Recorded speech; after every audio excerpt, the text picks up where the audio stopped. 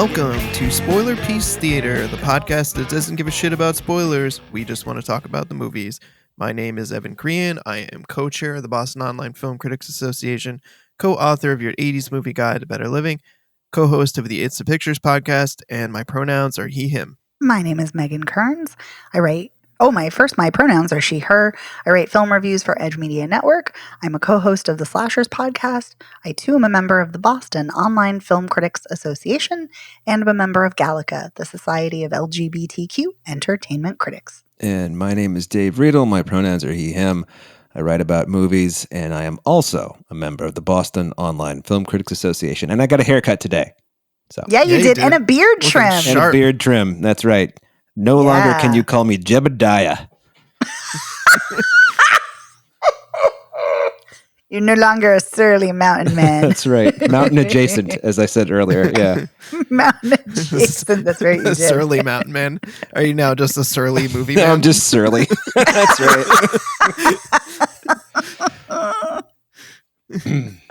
Dave, do call me surly. Riedel.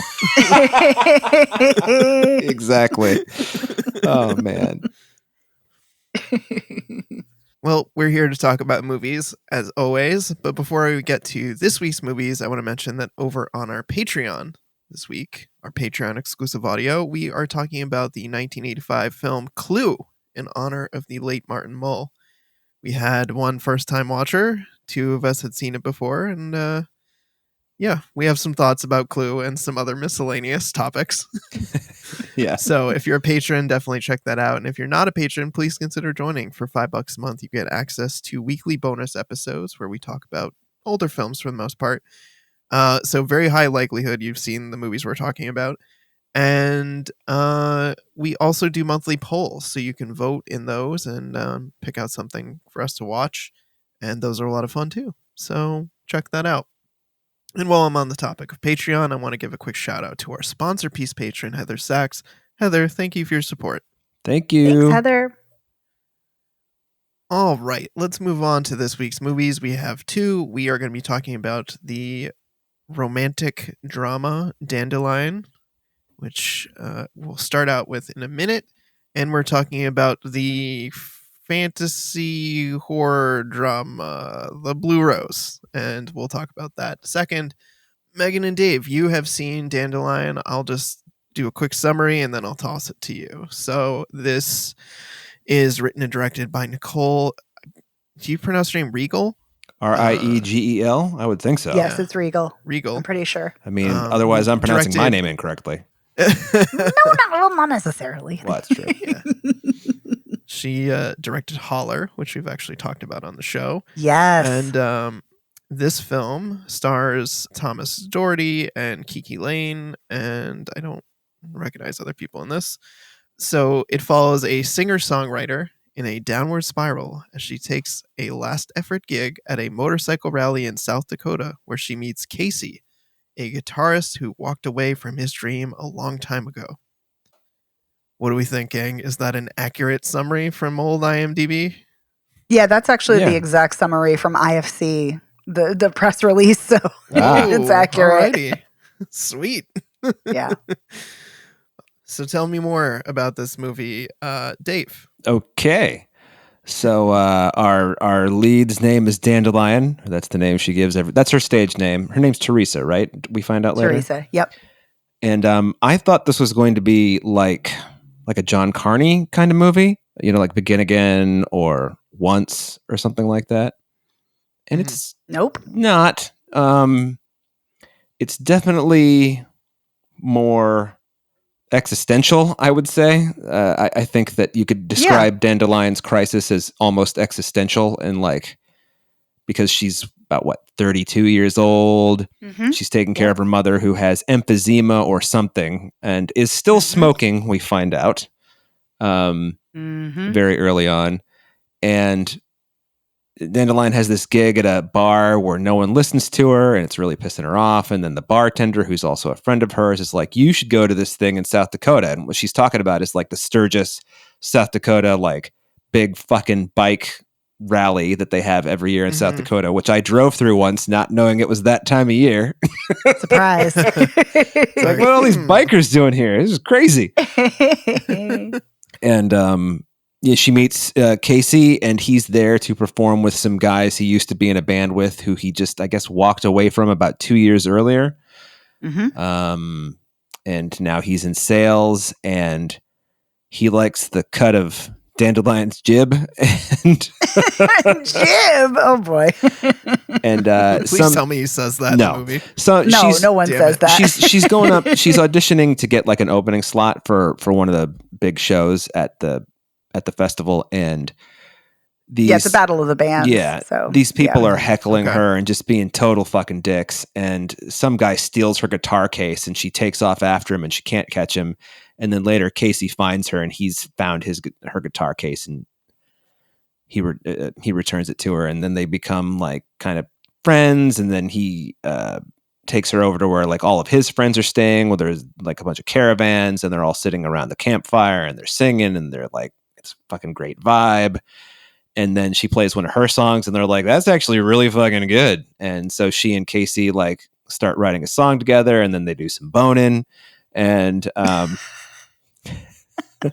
How's that help the song? Does it help bring things together? well, Yeah, it makes the song arguably better. Makes the song better. Nice. And Okay. then they have this thing where he's kind of pulling away from her, sorta like, and she's like, what the fuck is going on? And she starts, it's actually an interesting scene. She starts like playing louder and louder so that he can't talk over her. And he's like, oh, that's really mature. You're playing. And he's just kind of narrating what's going on. I was like, oh, that's what this movie's going to be. And then there's a rather extended sex scene. And she's like, oh, I guess they made up. And then they write this song, and it's a good song. And they perform it together, and they can both sing. And then she's supposed to open with him for this band that all of his friends are in, and he doesn't show up for the performance. And one of the guys, and they don't want to tell her where he is, and one of the guys in the band, the one who has kind of like the hardest time being around Casey because he's the most pissed off that Casey just like quit the band. He's like, he's over at the blah blah hotel in this room, and she goes over there, and like he's there with his wife and his kid. And she knew that he was married. He had said, well, I'm married, but my wife and I aren't together. What? Exactly. Yeah. That's why he's a deadbeat. Yeah. He's a scumbag. He let her on because he used the ruse of honesty. Like, oh yeah, I'm married, but we're not together or anything. Yeah. I don't think his Fucker. wife got that memo. Asshole. No, Because she did not get they're that memo. very clearly like together. And he is Yes. horror stricken when he sees Dandelion at the door. And that's when she introduces herself as Teresa, because she's like, well, I'm not fucking Dandelion to you, motherfucker. Nope. And so I think that she just skips the performance. That's the impression I got, because you just see her sitting on the stage, the empty stage, like sobbing later. Like, I guess she missed the performance. And she goes home, and she fucking freaks out at her gig at the bar. And then she gets her shit together and like writes a great song, and then she becomes famous. Or that might be in her head, but you know. No, she's not famous, but she's doing what she wants to do. She's on her way. You definitely get the feeling that she's got a band. She's playing a ripping guitar solo. She is. She's got a really good song that you see her working on at the end of the movie. And the guy who's introducing her says she's about to go on tour. This is Cincinnati's own, Dandelion. So that's all I mean. I mean, she's... Oh, no, totally. She's making a lower middle class to middle class living playing music now. Yes. As opposed to barely scraping by. Yeah, no, the only reason why I said something different is because in a typical like Hollywood movie, she would be like a mega star. Right. And she's not. She's doing well. And yeah, but it's like a subdued success. It's that very cool thing where like if you're ever in a band and it's the first time that you see people in the audience that you've seen before but you don't know them, and you're like, oh, these people are actually coming to see me. Right. Yeah. Right. Yeah. So if you're a beginning or struggling musician, that's a fucking cool ass moment. So yeah. Megan, what did you think? Sorry, Evan. It sounds like you were going to ask her. I was going to ask that, yeah, because I'm like, we've covered the plot very thoroughly. It sounds like. Now, what do we think of the movie? I know. I very much want to know, Dave, what you think since you're a musician. I loved this. This is my second time seeing it. I saw this. It premiered at South by Southwest. I saw this at Independent Film Festival Boston a few months ago, and I really liked it. And I liked it even more on a rewatch. I love Nicole Riegel's first film, Holler. That film, good movie. Yeah, such a good movie. So personal, sensitive, really raw. It just destroyed me.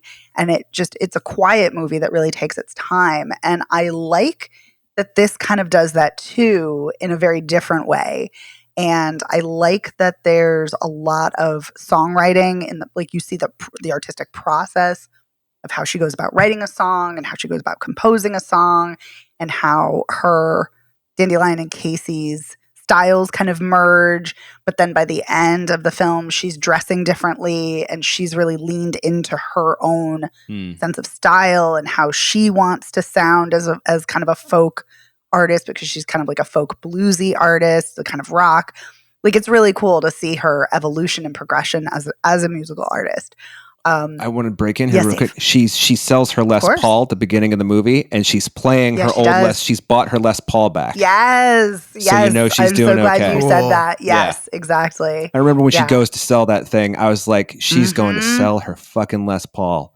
Oh my God. And you just know, I don't know Les Pauls well enough to like just look at it and be like, ooh, that's a really, but you just know this is going to be an expensive top of the line Les Paul that she has, and she's giving it up. Yeah. I know, and I'm no musician at all. Even I can look at it and be like, ooh, that's a nice looking guitar. Yeah. So, yeah. But yeah, I love that we get those moments of creativity. I love that we see her process. I love that we see the relationship with her mom, where she's really, really frustrated because she's put so much of her life kind of on hold to take care of her mom, but she's still like struggling as a musician and trying to pursue her passion. And then her mom they have a fight, and her mom's like, well, who wants to be a 40-year-old, troubadour? And, it's a really like cutting thing to say to her. And then later when they have their reconciliation, her mom is like, well, I was jealous.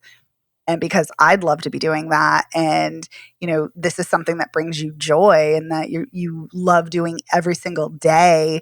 And most people don't have that. And I love that she says your joy is defiant, and you need to protect that. And I just love this. I love the look of this. I love that this is filmed on 16 millimeter. I love that they filmed in South Dakota. They also filmed in Kentucky.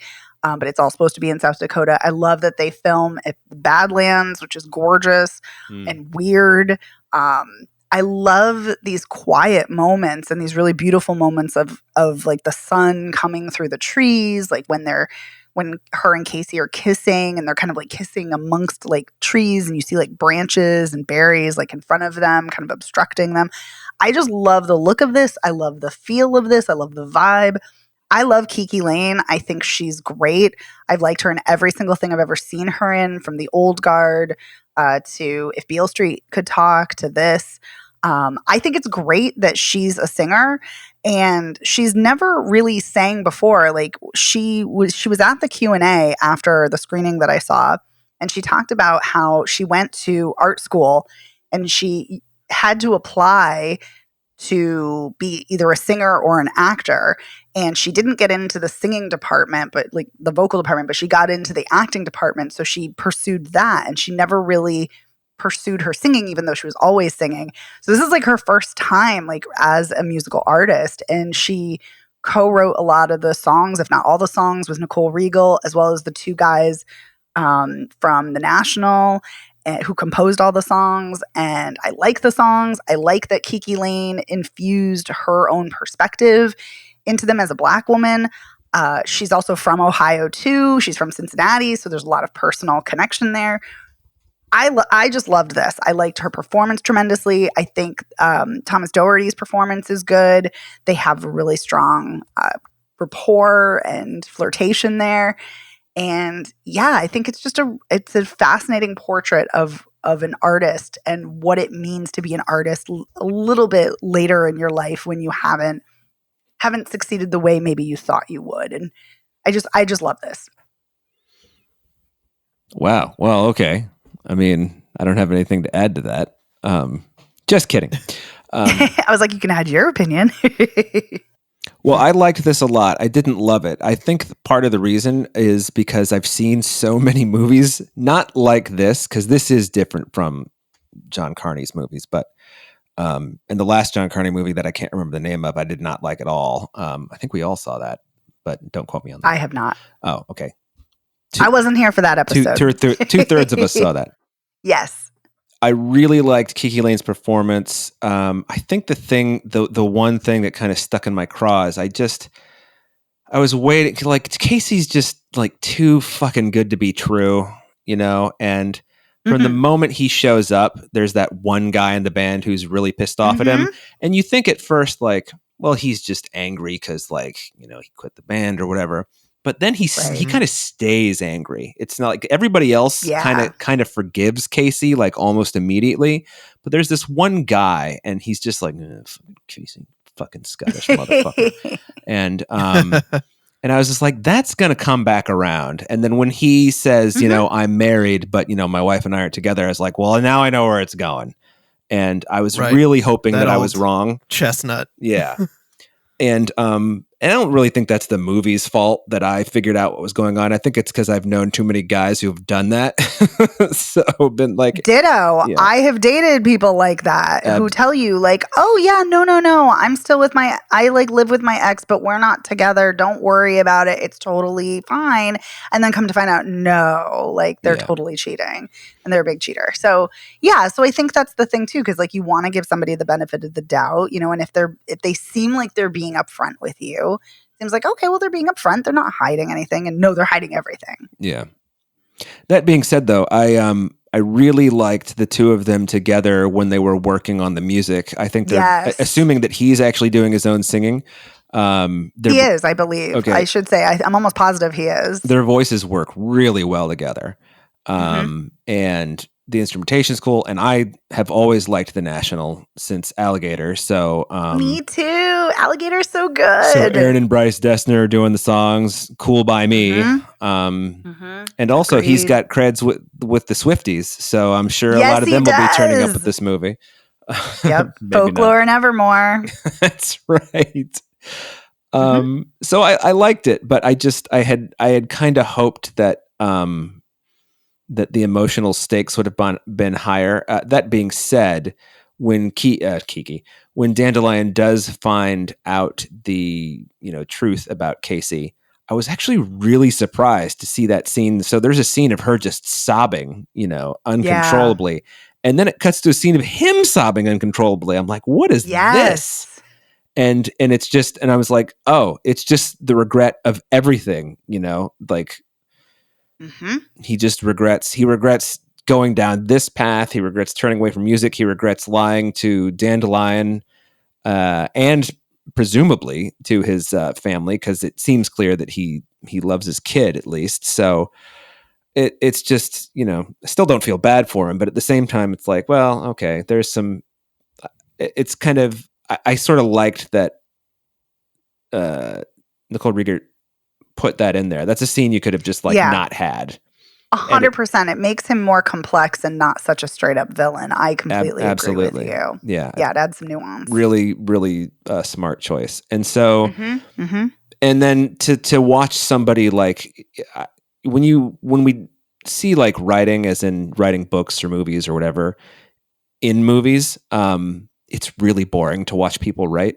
But watching people write songs can be boring, or it can be fascinating, or it can be hilarious. And, I think that this movie does a really good job of showing what it's like to be like, I'm so close. I'm so close, but you're not quite getting the phrase right, or I shouldn't be playing that minor there. That should, So I think it does really well with that.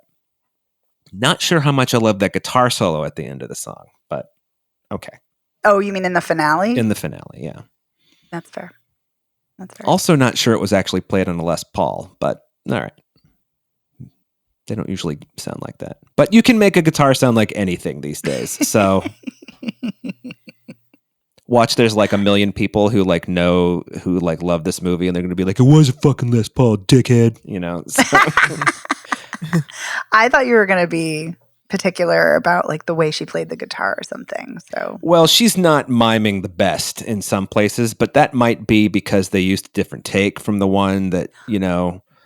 Yeah, so she did not know how to play the guitar before filming. And so she got kind of like a crash course on how to play the guitar so she could like fake it essentially. Yeah. So she is playing the guitar, but not playing the guitar. Like her hands are actually doing it, but yeah. Well, but she is a musician. She can play like the flute and I think the French horn. So yeah, well, and it's interesting. Not that that's the same thing, of course. Usually in movies where somebody's playing guitar and the actor doesn't play the instrument but is learned enough to do it reliably on screen, it's usually their fretting hand that looks wonky, like they're not playing. You can tell they're not playing the right chords, but their strumming is okay. In this movie, it's the opposite. Her fretting hand is actually like looks like it's playing the right stuff. Yes, and her right hand is just kind of like not playing. It's not doing the same strumming pattern that you're hearing. It's really an interesting switch around. Yeah. Not every time, but I always felt but I know what you're talking about. She's actually playing a D minor right there. That's crazy. I'm just picking a chord out of my head. I didn't have that actual thought. Yeah.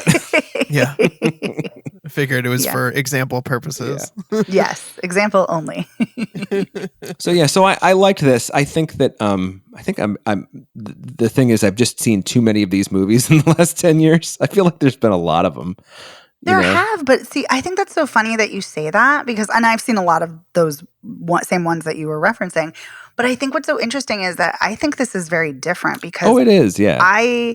One about like kind of the existential crisis that you're talking about and the fact that it's quieter, but also just by the sheer fact that here is a Black woman doing this, like. I don't see a lot of films with Black women singer-songwriters like this. I see a lot of ones about Black white women, dudes. period, you know. So. Well, that too, exactly. I see a lot of these where there's dudes, and then you get some where there's white women, but not a lot with Black women. Yeah. So I think that just in and of itself, like just that nature makes it a slightly different film. Yeah. It's giving it that different lens. And I do want to give Kiki Lane her due. She is excellent in this part.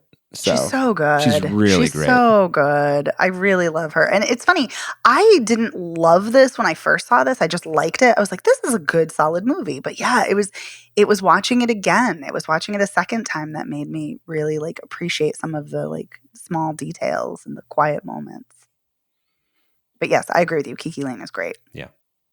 She's so great. And that's where I come down. Yeah. And I think Nicole Riegel is a really fantastic filmmaker.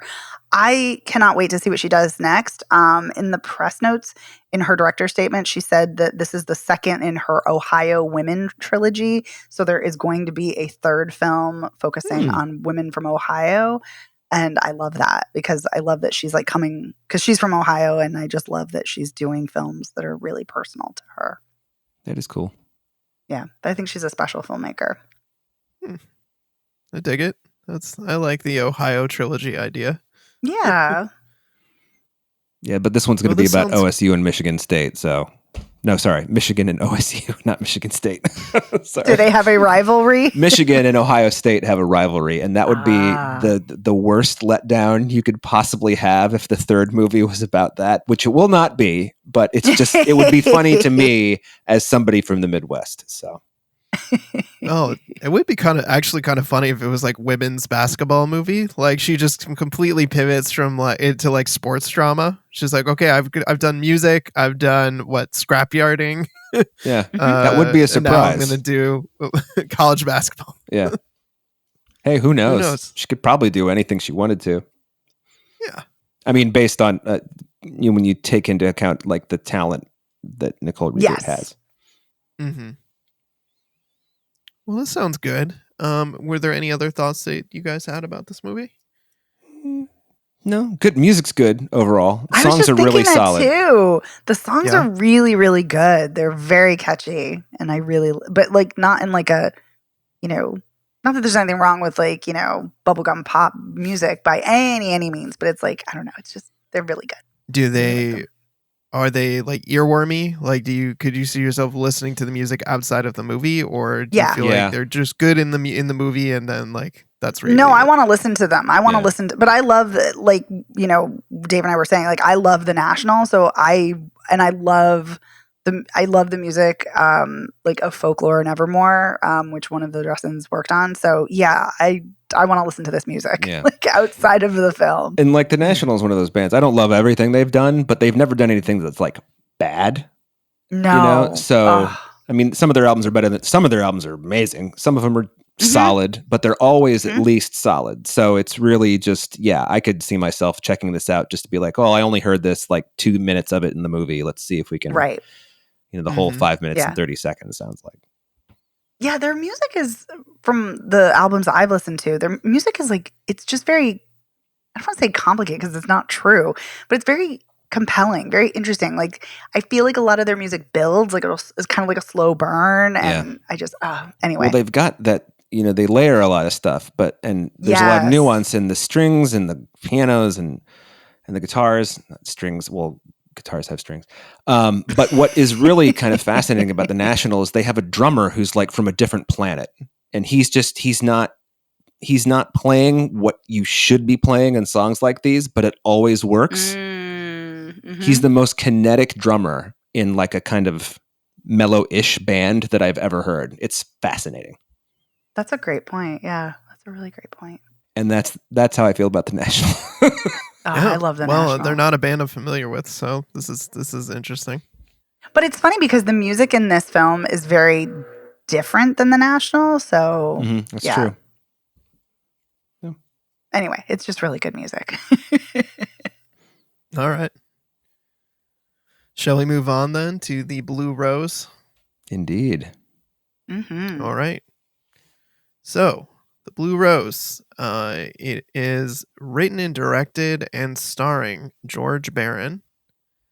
And here's our IMDb summary. Follows two rookie detectives who set out to solve a homicide, but end up in an alternate reality made up of their worst nightmares. Yeah. Okay. So to flesh it out, this is kind of like a stylized period piece kind of movie. Did they explicitly say when it is? Like when it's supposed to be taking place?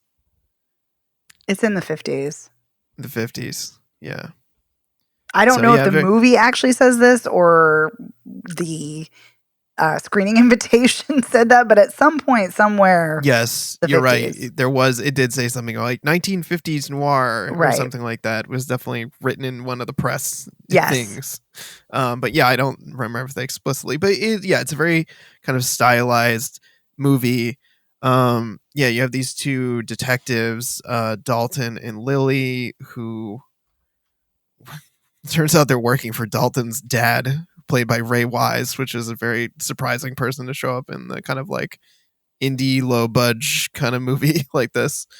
And they're investigating a murder of this guy, possibly by his wife. I mean, we know that it's definitely his wife that killed him, because we see that in this kind of like extended sequence of music and montage of their relationship, which goes from, you know, having a solid relationship to who coming home drunk to him getting abusive to her stabbing him.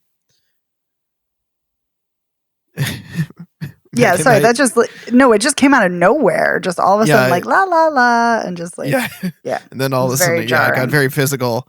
What else? So so the woman has a sister who's like a socialite art person, and the cops go and question her, and something weird is going on there.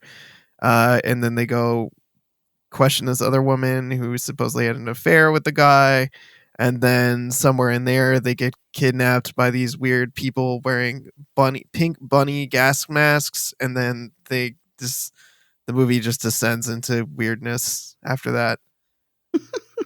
So I don't know, anything else worth adding to the plot summary? Can you summarize the plot any more than you have? Right? No, probably not. No, there's weird hallucinations or visions. There's hallucinations within hallucinations. Yeah. Mm-hmm. There's a lot of bathtubs. I think this movie has more bathtubs per capita than any I've seen recently. A lot of people waking up and climbing out of baths, sopping wet. Mm-hmm. It's a definite motif. There's a creepy fucking bed that shows up in several scenes and just shows up in the middle of the street, and they both see it with a weird figure that levitates and is wearing a white mask with blue eyes. There's blue triangles. There's blue roses, like yes, in the name of the movie. Yeah, it's weird. There's a club called the Red Bloom Room, which is so clumsily named. The characters all stumble over trying to say it. Wonder how many takes that took for people to say the Red Bloom Room. But yeah, what did you both think of this movie? Oh my god! I have a feeling we're gonna be on the same page here. I'm just gonna go ahead and say, do it. After about the first 5 minutes, I kind of liked that opening musical thing with the pies and the weird twist into violence, and then she stabs her husband, but you don't really see her stab him. She just stabs the pie, and that symbolizes her stabbing her husband to death. And then the next 100 minutes, I wanted to fucking kill everyone. Oh my God. This is the biggest piece of shit high school David Lynch cosplay fucking crap I have ever seen. I fucking hate it. This is so awful. It's so awful. Like, what are you thinking? What do you think you're actually doing? There is some of this stuff that is so blatantly ripped off from him, like The Blue Rose, for example. There's a fucking fan magazine called The Blue Rose about David Lynch. Megan's holding up a finger. Well, I'm sorry. I don't want to interrupt, but I do have a response to that. Okay. You're going to read us the press notes? No, because there actually weren't any press notes. No, but on Instagram, I did some sleuthing. And on Instagram, somebody said, so there's a poster that says it's a love letter to Stanley Kubrick and Alfred Hitchcock. Oh, please. No, but just listen. I'm listening. No, you're right. You're right. So people in the comments were like, it's also clearly David Lynch. Like multiple people said that. Lynchian. Very Lynchian. And the George Barron, the director, writer, and star, said, fun little tidbit and common misconception. The first draft of the film was written before I had seen Twin Peaks, and the title is actually a reference to a beautiful painting by the artist who is Sophia Frizzell, who you see all her art throughout the film, featuring the head of a woman growing out from the bloom of a blue rose. So supposedly it's not David Lynch. It certainly fucking comes across that way. I agree. I 100% agree. I could not agree more. With none of the ingenuity, intelligence, nuance, subtlety, if subtlety you can say about David Lynch. I think you can. Yeah, you can. Weirdly, but I know what you mean. I mean, yes, this movie is about as subtle as the bright pink sledgehammers the bunny gas mask and it guys fucking looks like shit. It starts out looking... It's got that stylized thing. It's like they knew what they were doing for the first 5 minutes. And then the rest of it was just like, let's just layer upon like weirdness upon weirdness. And I don't give a shit about weirdness. I mean, fuck, David Cronenberg. I've seen all his movies. Love him, you know? I wouldn't necessarily call them weird, but other people would. You know what I mean? Yes, I would. And this is just, I don't understand. I mean, they're weird. Yeah. I don't understand what the ideas are. I mean, I understand what some of the ideas are. But like, I also don't understand why everybody in this is acting like an insane person, like they're fucking, an extra from a talkie that's being portrayed in Sunset Boulevard. Sunset Boulevard's great, which is great. Yeah, but but it's such a great movie. Everybody in this movie is walking down the stairs and saying, "I'm ready for my close up, Mr. DeMille." I mean, that's how everybody acts. Except for the two leads. You've got George Barron, who can't act his way out of a fucking bag based on this performance. Nope. And then you've got the other one, Agreed. Olivia Scott Welch, who is acting like she's in a different movie. Totally different movie. Yeah. Yes. Like she's acting in a contemporary noir, and she's not in on the joke that everybody else is in on.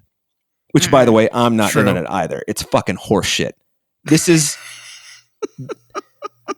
If we're talking about movies that we're not watching as a joke, like Plan 9 from Outer Space, or like any like 80s straight to shitty-o, C-level action comedy or whatever, this is the worst movie I've ever seen.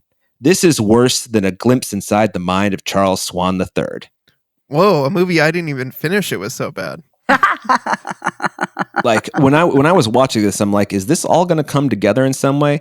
No, it doesn't. No. And then it ends Spoiler, with George it doesn't. Barron playing like some woman in. I'm like, what is going on here, man?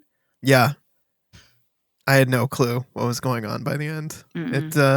No. Yeah. To say that it's not Lynchian, I'm sorry to interrupt you, and do the whole Red Bloom Room or whatever it's called and have the singing going on too, and to this is not influenced by David Lynch, kiss my ass. I'm sorry, Evan. I really interrupted you. Oh, it's okay. I think like you, I was actually kind of hooked by the beginning of this movie, and then it very quickly went downhill. So my initial thoughts were, come for the color palettes, and I think A+ locations. I think whoever picked the locations in this actually picked like really perfect places to shoot the different scenes. But I would agree. Leave for the bad acting and bird dismemberment. I did not fucking need that scene of bird dismemberment. What the hell were they thinking keeping that in the movie and going into such vivid detail? I definitely fast forwarded through that part because I'm like, I don't need to see this. And toward the end, I was so bored that I was fast forwarding through the song, hoping to get to something. And then I got to that last moment and thought, what the fuck? When they sit up in the bathtub together? Yeah. I also sped. I didn't fast forward, but I sped up the tempo also during the singing. Also, I turned away during the bird murder, which was revolting and disgusting. But also, I have to say, I should have known that this was going to be a revolting movie right from the start, because the way it just pivots into domestic abuse in such a careless way is really revolting to me.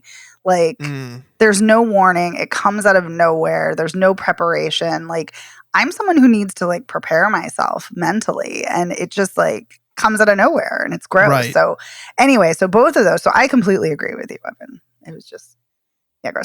But I also think that the costumes, I think most of the costumes are really stunning. And in addition to the location scouting, which is great, I agree with you. I think the some of the art design is not the art that's displayed throughout the film, but the actual art design, like the lighting and a lot of the production design. I think that's actually quite good. So I would say don't watch this movie at all. Just look at stills from this movie. Right. Yeah. And take whoever the crew was that worked on this movie and have them work on a good fucking movie, because the movie as written and directed is horrible. And the lead performance is horrible. It's so bad. It's so bad. And I think you could even take some of these ideas and have a different person make them, and it would actually be interesting. But give it to David Lynch and see what he does. There we go. I was like, didn't he already do this with like Blue Velvet? But there is another film that came out a couple of years ago that's surreal, and it deals with memories, and it's really it's got a vivid color palette, and it is such an indie film. Like, it's so small. I think low I know budget. Which one you're gonna say. Strawberry Mansion? Yep. Yes. I was thinking of that too. Strawberry Mansion. Yes. Yep. Strawberry Mansion is such a delight. It's so charming and so lovely. But it does a lot of weird shit and a lot of surreal shit. But it does it in a meaningful way, in a really compelling way. It has its own internal logic, though. Yes. And that's the thing. I think that's the problem with this, is that there is no internal logic. It's just... And not even like, oh, we're doing chaos. Like, it's just, there is nothing. Or we're doing camp, because I feel like the movie doesn't even operate on a level of skill to be able to deliver camp or self-awareness. It seems to lack all of those qualities and abilities based on its really 100%. terrible direction. But it really went off the rails for me.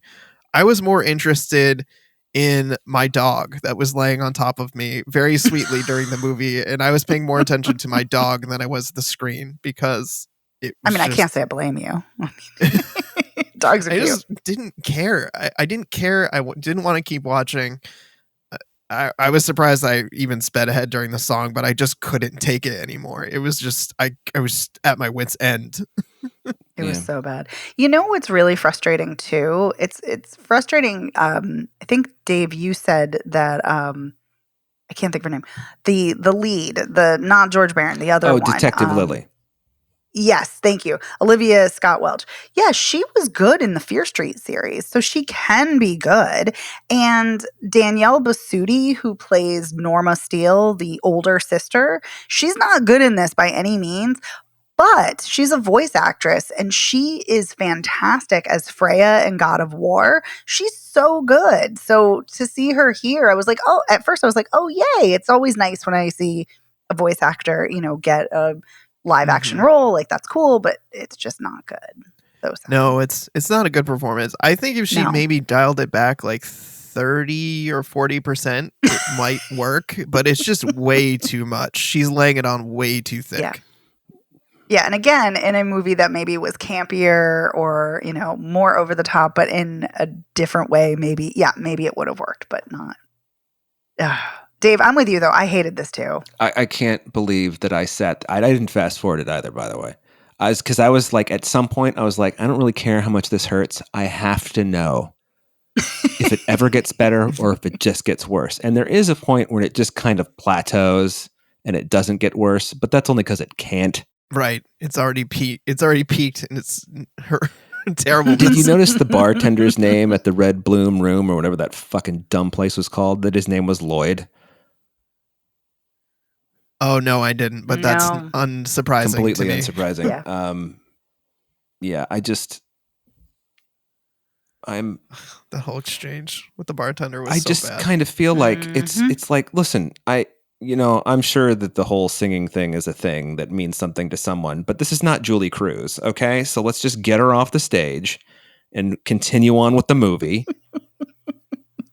This is one of those things that, like, I'm either the dumbest person ever or this is the worst movie ever. I don't, like, my God.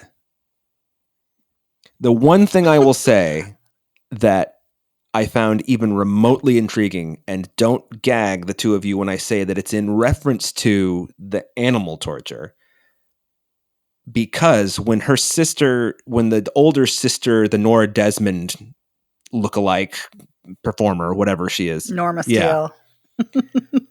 When she says, "Oh, and Sophie, like, she tortured animals when she was little," I'm like, well, that's not true.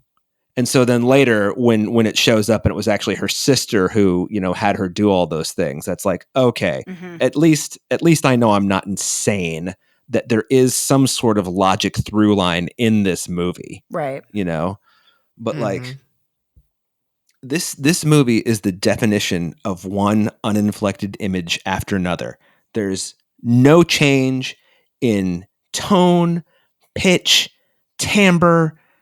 Like, all the lighting is harsh and like somebody who knew how to operate a camera and set up lights, please shoot this, because at least it would be pretty to look at, Yeah, the sound mixing was pretty bad too, which I'm sure agitated you, Dave.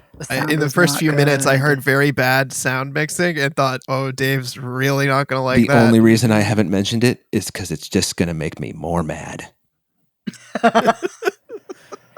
Yeah.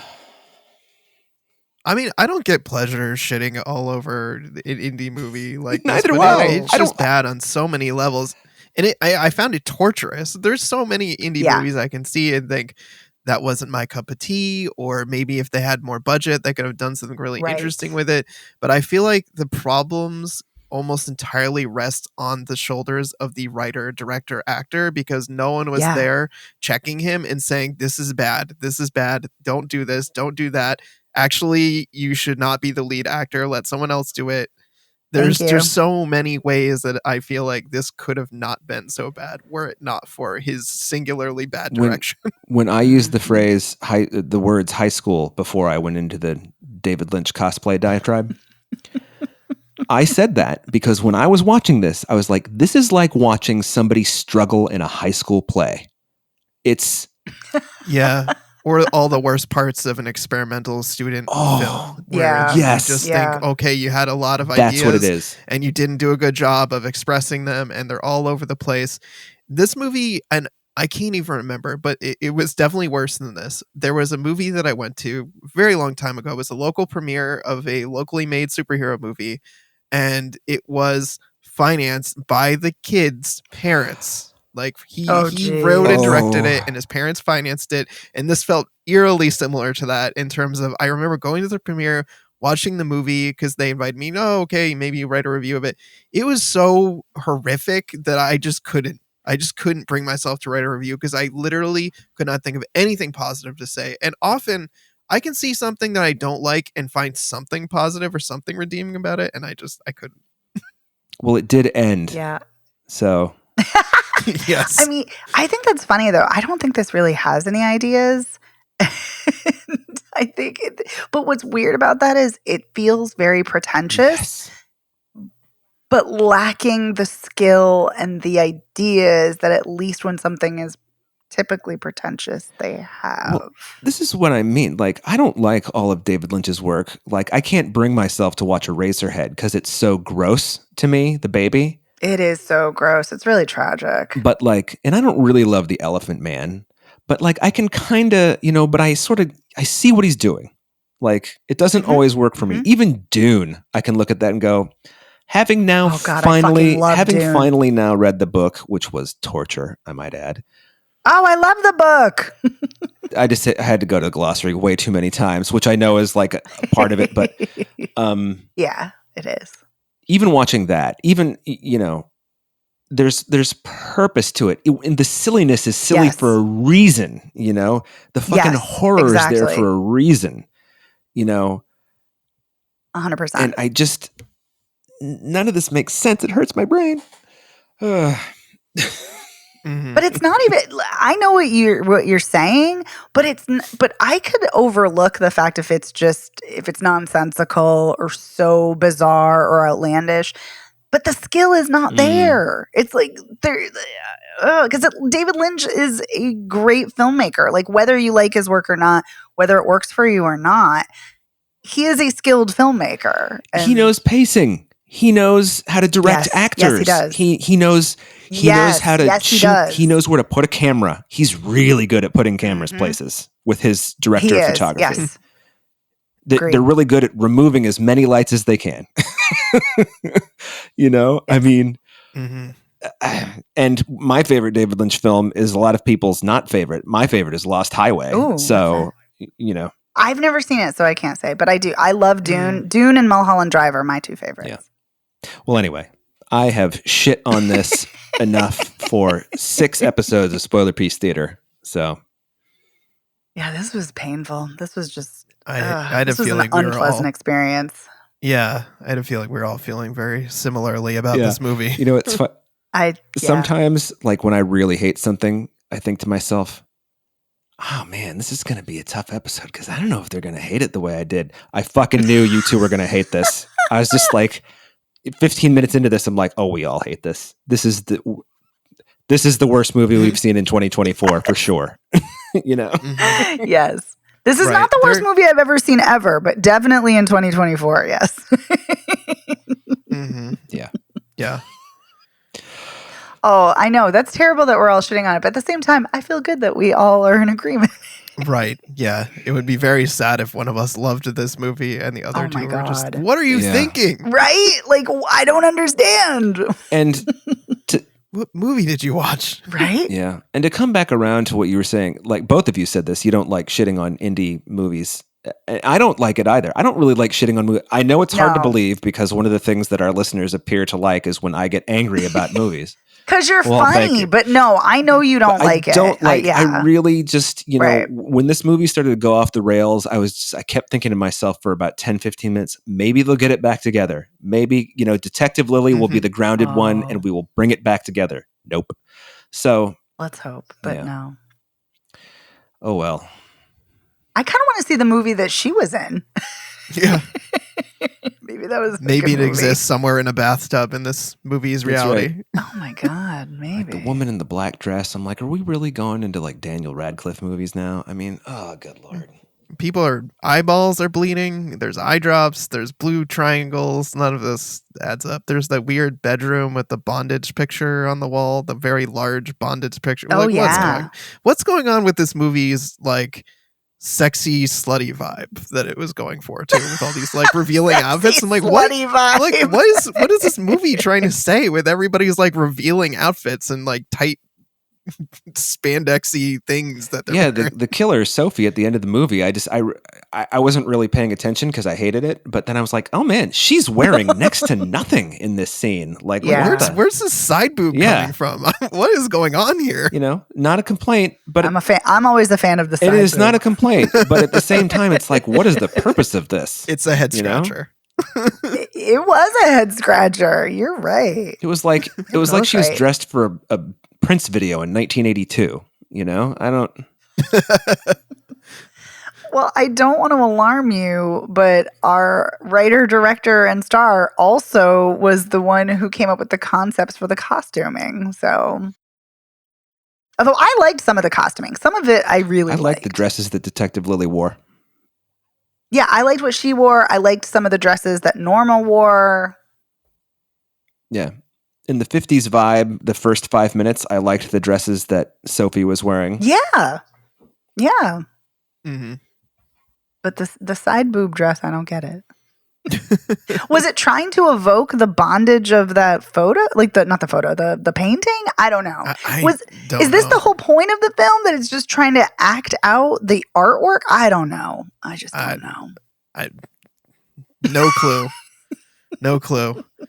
Also, the crying baby thing was kind of funny to me. Like, that doesn't sound like my baby crying. That sounds like some weird like sound effect thing. That does not sound like an actual baby crying. And here we are pivoting back to Eraserhead. I know that it's not David Lynch, but wink, wink, nudge, nudge.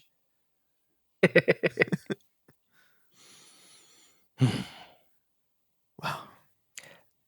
Do we have anything else to say about the Blue I don't have Rose? anything to say about the Blue Rose, but I will say I think this is the most despondent the three of us have been after a movie in a long time. This is like shared, we're going to have shared PTSD for the next couple of weeks. Yeah.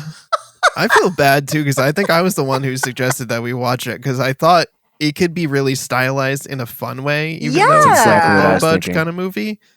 Yeah, and it was like noir, which is totally up your alley, but it also said it was like genre bending, and I was like, ooh, I like this genre is like bending. cool. Yeah.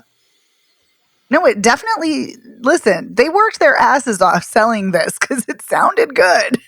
Mm-hmm. Yeah, the studio did a good job selling it. I will say that. Kudos, marketing department. Mm-hmm. Indeed. We're taking to court for false advertising. Yeah. Now that we're all trauma bonded. Yeah. Jeez. God. Okay, so I think it's pretty safe to say we would not recommend this movie, unfortunately. Hell no. Look at the stills. Don't watch this. Yeah, look at some stills. Do not look at this movie. Do not expose yourself to this movie.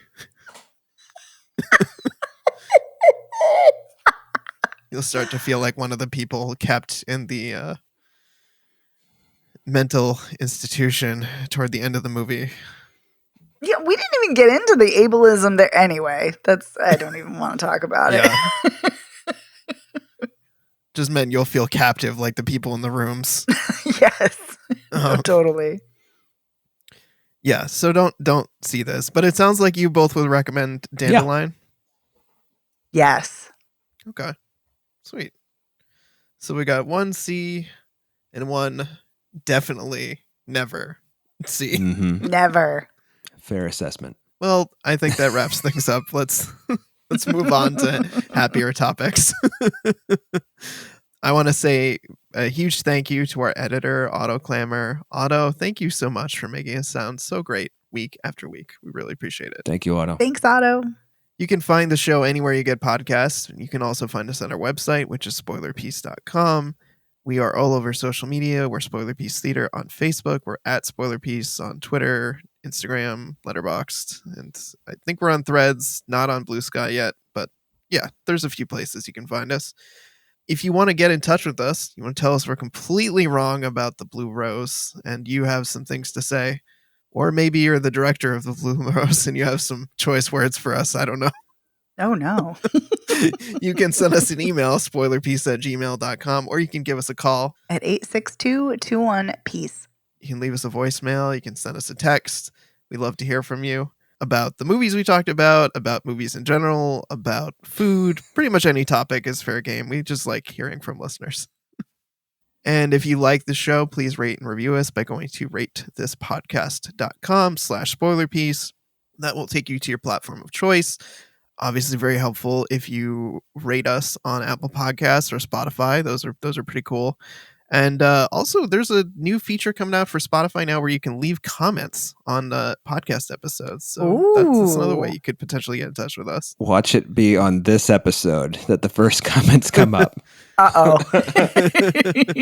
So that's pretty cool. And if you really, really like the show, please consider joining our Patreon. As I mentioned at the top of the episode, we talked about the 1985 film Clue in our exclusive audio this week. Yeah, for $5 a month, you can get access to weekly bonus episodes, and you also can vote in our monthly poll. So think about checking that out. And if you're a patron, thank you for your support. And thank you for listening.